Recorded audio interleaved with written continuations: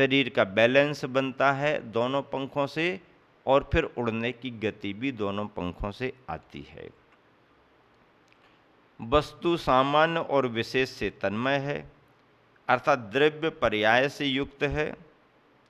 आत्म तत्व भी दर्शन चेतना और ज्ञान चेतना दोनों से एक साथ तन्मयी भाव को प्राप्त हैं। इस लोक में पक्षी क्या कभी एक पक्ष से उड़ते देखे गए? नहीं। जीव द्रव्य में भी चेतना की जो बात आई है उसमें भी दो तरह की चेतना मुख्य हैं, एक ज्ञान चेतना और एक दर्शन चेतना।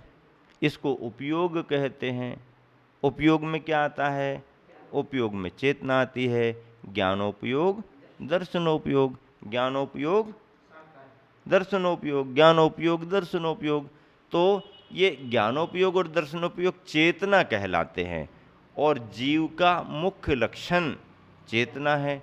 ये चेतना अन्य द्रव्यों में नहीं पाई जाती। 6 द्रव्यों में से किसी द्रव्य में ज्ञान दर्शन नहीं, ज्ञान दर्शन केवल जीव द्रव्य में है। ज्ञान किसे कहते हैं? जिससे जाना जाता है वो ज्ञान है। ज्ञान में जानने की शक्ति होती है। ज्ञान में जानने की शक्ति, जिससे जाना जाता है उसे ज्ञान कहते हैं। जिससे अवलोकन किया जाता है, देखा जाता है, उसे दर्शन कहते हैं। दर्शन अवलोकन की शक्ति है और ज्ञान जानने की शक्ति है। ये जानने और देखने की शक्ति केवल जीव द्रव्य में है और किसी द्रव्य में नहीं है। ऐसी यह युगल रूप चेतना, दोनों उपयोग की चेतना, जानने और देखने की सामर्थ्य जीव के साथ ही है। और फिर यह द्रव्य जो है सामान्य और विशेष स्वभाव को लेकर के होता है।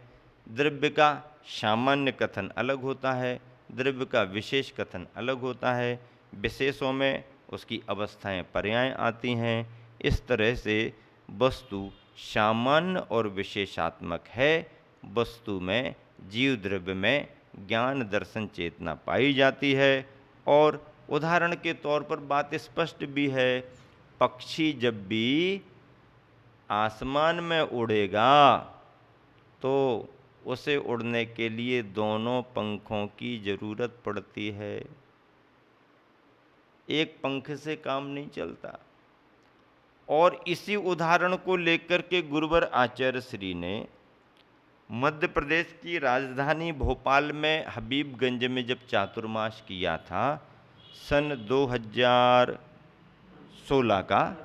2016 का, उस समय हम मध्य प्रदेश के खाते गांव में चातुर्मास कर रहे थे।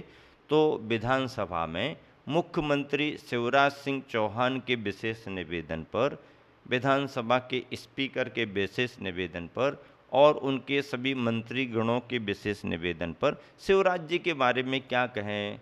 बहुत सरल हैं, बहुत सद्भाव रखने वाले हैं। उनका परिवार, उनकी श्रीमती भी बहुत धार्मिक भावना रखते हैं, शुद्ध शाकाहारी जीवन है। गुरुवर आचार्य श्री को तो अपना वो गुरु मान करके चल रहे हैं, नित्य स्मरण करते हैं, नित्य उनके गुरु के नाम की पूजा करते हैं।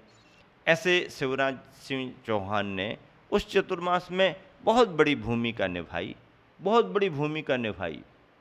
चातुर्मास संपन्न तो कराया ही कराया, बहुत बड़ी आचार्य श्री की देशना का लाभ पूरे शहर को मिले, पूरे देशवासियों को मिले। ये प्रयास उनका बहुत सराहनीय रहा। और उनके लिए इस मामले में कभी कोई पक्ष विपक्ष की राजनीति आड़े नहीं आई। उनका व्यवहार ऐसा रहा, गुरुवर का स्वयं अपना ऐसा व्यक्तित्व रहा कि उसमें पक्ष विपक्ष की राजनीति नहीं आई। जितना शिवराज ने अपनी सरकार के द्वारा सहयोग सद्भाव रखा, तो दूसरी तरफ से भी जो जैसे प्रतिपक्ष कहें कांग्रेस पार्टी, उनने भी बहुत सद्भाव रख करके अपने गुरुवर का लाभ लिया, गुरुवर की वंदना की। उस समय शहर का ये माहौल था कि उसमें कोई पक्ष विपक्ष की राजनीति बिल्कुल नहीं थी। गुरुवर को सभी लोग जानते हैं, सभी पार्टी और राजनेता जानते हैं कि आचार्य श्री इन सब चीज़ों से ऊपर उठे हुए हैं और उनका व्यक्तित्व तो सभी के लिए मार्गदर्शक है। सभी को वो संदेश भी देते हैं, मार्गदर्शन भी देते हैं। सभी ने लाभ बहुत अच्छा लिया। और चतुर्मास की उपलब्धियां बहुत हुई, सभी स्तर के लोगों ने लाभ लिया, लेकिन शिवराज सिंह चौहान ने एक बहुत ही बड़ी सुनियोजित अच्छी भावना रखी और उसमें प्राइम मिनिस्टर को भी उन्होंने आमंत्रित किया भोपाल में, और प्राइम मिनिस्टर का कार्यक्रम बना नरेंद्र मोदी स्वयं प्रधानमंत्रित्व के अपने कार्यकाल में आचार्य श्री की वंदना करने के लिए आए, आचार्य श्री की वंदना करने के लिए आए।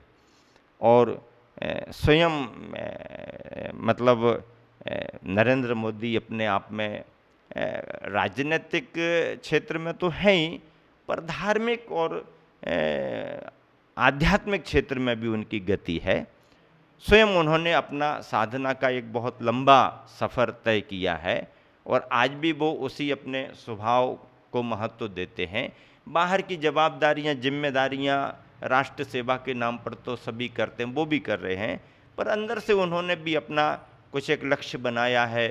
स्वयं वह राष्ट्र के प्रति समर्पित हैं, धर्म के प्रति समर्पित हैं, भारतीय संस्कृति के प्रति असल में भारतीय संस्कृति, भारतीयता जो आना चाहिए एक राजनेता के अंदर, भारतीयता का गुण जो आना चाहिए, जिस माटी में जन्म लिया है, जिस देश में हम रह रहे हैं, उस देश के प्रति हम कितना क्या अच्छा कर सकते हैं। इस देश में रहने वाले सभी देशवासी अपने देश के बारे में, अपने राष्ट्र के बारे में ऐसा सोचने लगें तो राष्ट्र सारी दुनिया में अपनी एक नई पहचान बना ले, और इसी दिशा में सब लोग आगे बढ़ रहे हैं।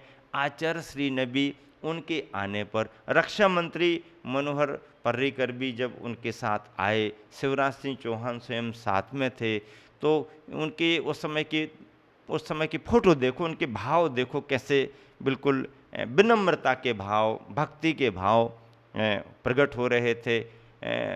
रक्षा मंत्री, प्राइम मिनिस्टर, मुख्यमंत्री, और जब आचार्य श्री से मार्गदर्शन लिया तो आचार्य श्री ने राष्ट्रीय स्तर की चर्चाएं रखी, राष्ट्रीय स्तर का चिंतन दिया, राष्ट्र हित के लिए मार्गदर्शन दिया, और ऐसे ऐसे सूत्र, ऐसे ऐसे मंत्र दे दिए कि आज वही मंत्र पूरे देश में बिल्कुल एक लहर बनाए हुए हैं, पूरे देश के लिए फिर आज समृद्ध करने के लिए आगे बढ़ रहे हैं। गुरुवर के द्वारा दिए गए मंत्र, गुरुवर के द्वारा दिया गया मार्गदर्शन भारतीयता का, भारतीय संस्कृति का, राष्ट्र रक्षा का, राष्ट्र गौरव का, अपने देश को समृद्ध करने का, देशवासियों के लिए भलाई का काम करने का, देश के प्रति समर्पित होने के जो मंत्र, जो मार्गदर्शन गुरुवर से मिले, आज पूरे देश में वो फल फूल रहे हैं। पूरा देश खुश है, पूरे देश में फल फूल रहे हैं। क्यों? क्योंकि भारतीयता तो होनी ही चाहिए। भारत कोई एक समाज नहीं है, भारत कोई एक परिवार नहीं है, भारत कोई एक कम्युनिटी नहीं है, भारत तो समूचा गुलदस्ता है। विभिन्न मान्यता के लोग हैं, विभिन्न समुदाय हैं, विभिन्न जातियां हैं, विभिन्न धर्मों के लोग हैं। तो जिस देश में विभिन्न धर्म हो, विभिन्न विचारधारा हो, विभिन्न विचारधारा के लोगों को बराबर सम्मान मिल रहा हो, तो वो देश तो अपने आप में बहुत बड़ी पहचान रखने वाला है ना। तो ऐसे राष्ट्रीय स्तर पर जो हो सकता है, आचार्य श्री ने राष्ट्र हित में अपना चिंतन दिया था। सन 2017 की बात है, भोपाल की बात है, और उसी भोपाल चतुर्मास में गुरुवर ने जब विधानसभा में जाकर के अपना उद्बोधन दिया, तो आज भी आप उसे सुनो, रिकॉर्ड है, आज भी आप सुनो, रिकॉर्ड है। आचार्य श्री ने यहीं से शुरुआत की थी कि यहाँ पर जो भी संदेश दिया जाएगा वह किसी एक पक्ष के लिए नहीं है, किसी एक पक्ष के लिए नहीं है, और एक पक्ष से बात पूरी हो ही नहीं सकती है। पक्ष के साथ में विपक्ष का होना भी जरूरी है, पक्ष के साथ विपक्ष का होना भी जरूरी है। और मेरा संदेश पक्ष और विपक्ष दोनों के लिए ही रहेगा। गुरुवर ने उदाहरण प्रारंभ किया था कि आसमान में पक्षी उड़ते हैं, तो क्या कभी आप लोगों ने देखा है एक पंख से कोई पक्षी उड़ करके जा रहा हो? एक पंख से पक्षी उड़ करके कभी जाता है क्या? एक पंख से पक्षी उड़ सकता है क्या? नहीं, एक पंख से पक्षी नहीं उड़ सकता। पक्षी को उड़ान भरने के लिए दो पंख की जरूरत होती है, तो पंख को पक्ष भी कहा जाता है। इसलिए सुनहरे भविष्य के लिए, सुनहरे भारत के लिए, समृद्ध भारत के लिए, उत्कृष्ट भारत के लिए, नए भारत के लिए पक्ष और विपक्ष दोनों का होना भी जरूरी है। और पक्ष जितनी अपनी जवाबदारी आगे बढ़ाएगा, पक्ष जितनी जवाबदारी से काम करेगा, विपक्ष भी उतनी ही जिम्मेदारी से काम करे। जिस लोकतंत्र में सत्ता पक्ष के साथ साथ विपक्ष भी जागरूक होता है और विपक्ष भी सत्ता पक्ष को अच्छे कार्यों में सहयोग दे करके चलता है और अनियंत्रित गति के लिए नियंत्रित बनाने में कारण बनता है, तो विपक्ष की भूमिका भी बहुत बड़ी होती है।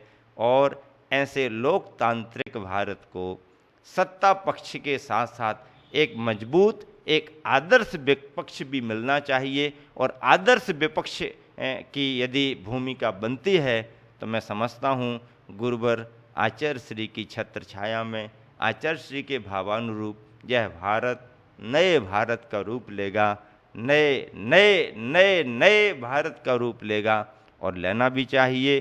तो भोपाल में जिस समय आचार्य श्री का प्रवचन हुआ और दोनों पक्षों को लेकर के पक्षी का उदाहरण सुना करके गुरुवर ने अपनी बात रखी, तो जितने भी सदन में विधायक थे, मंत्री थे, मुख्यमंत्री थे, सब दांतों तले अंगुली दबा लिए। ओह, गुरुवर का सोच कितना दूरदर्शी है, कितना आध्यात्मिक है, कितना समभावी है।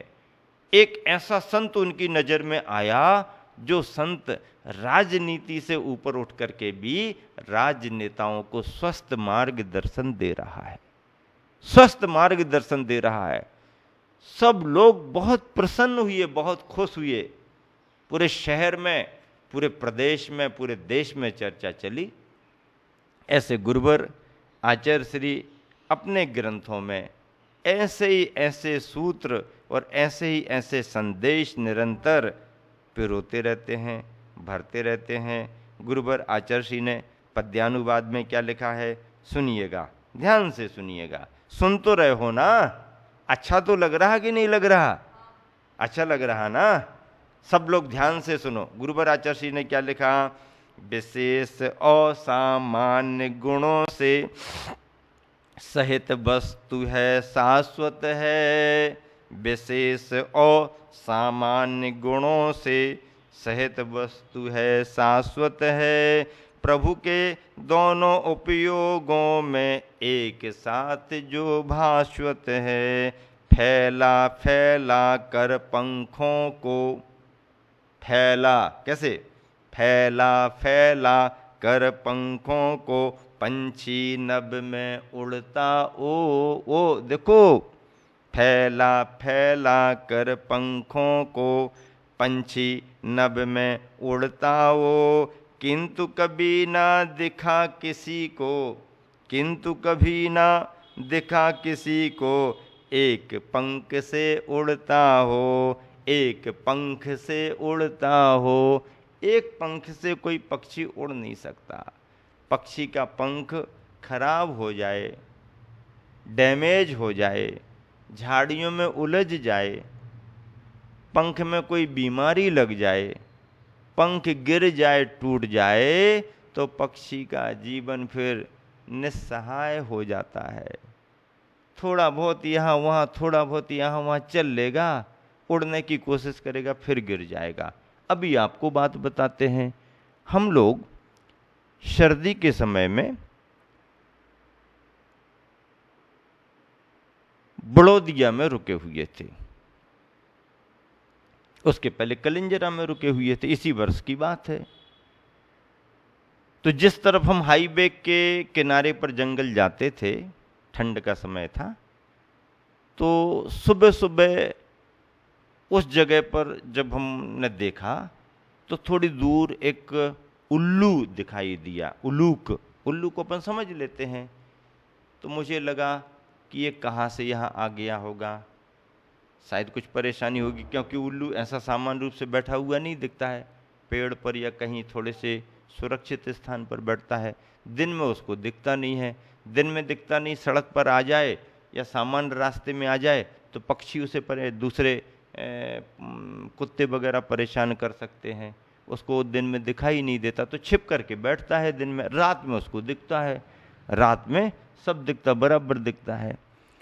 तो मुझे लगा कि ये दिन में यहाँ पर क्यों है, धूप निकल रही है, धूप में क्यों यहाँ पर है, शायद कुछ अस्वस्थता या बीमारी कुछ होगी या शायद बिछुड़ गया होगा, ऐसा सोचते रहे। फिर जो जंगल के लिए साथ में बच्चे आए थे, बाहर आकर के हमने उनको कहा देखो एक उल्लू बैठा हुआ है, उसको कोई तकलीफ है क्या, देखो जरा। तो उसके पास जाके उसने देखा तो वो घबरा के और आगे भागा, वो पास में जाए तो वो घबरा के और बोले महाराज जी ये तो घबरा रहा है। तो हमने कहा कि घबरा रहा है तो कोई बात नहीं, आप थोड़ा सा ऐसा लगता है अस्वस्थ होगा, किसी डॉक्टर को इसको दिखा दो, जो भी आवश्यकता हो तो देखो। तो वो कहने लगा ठीक है। अब हमने खड़े होकर के देखा तो वो यहाँ से वहाँ हो रहा था, तो जैसे वो उड़ने का प्रयास करता तो एक पंख फड़फड़ाता और फिर नीचे को बैठ जाता। मुझे लगा इसका एक पंख खराब हो गया है, एक पंख खराब हो गया, पेड़ से कहीं गिर गया होगा, गिरने को हुआ होगा या कहीं से कहीं आ गया होगा, अब इसके चलने की स्थिति नहीं। उसको फिर डॉक्टरों को दिखाया, डॉक्टर ने जो भी बताया, कुछ औषधि उपचार किए, लेकिन उसको कोई लाभ सा नहीं हुआ।